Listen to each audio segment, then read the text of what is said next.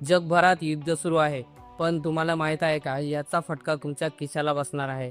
कारण भारत हा युद्धामध्ये सहभागी नसला तरी सुद्धा महागाई ही नक्की वाढणार आहे.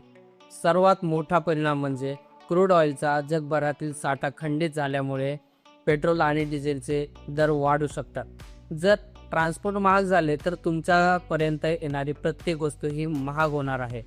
कारण भारत अनेक गोष्टी इम्पोर्ट करतो, मग ते खाद्यतेल असो किंवा इलेक्ट्रॉनिक आयटम्स.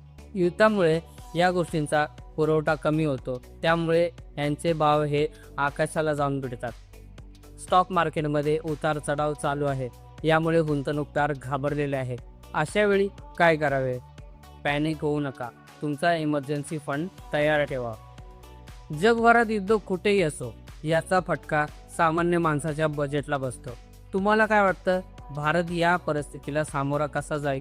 कमेंटमध्ये नक्की सांगा. आणि व्हिडिओ जर आवडला असेल तर व्हिडिओला एक लाईक नक्की करा. धन्यवाद.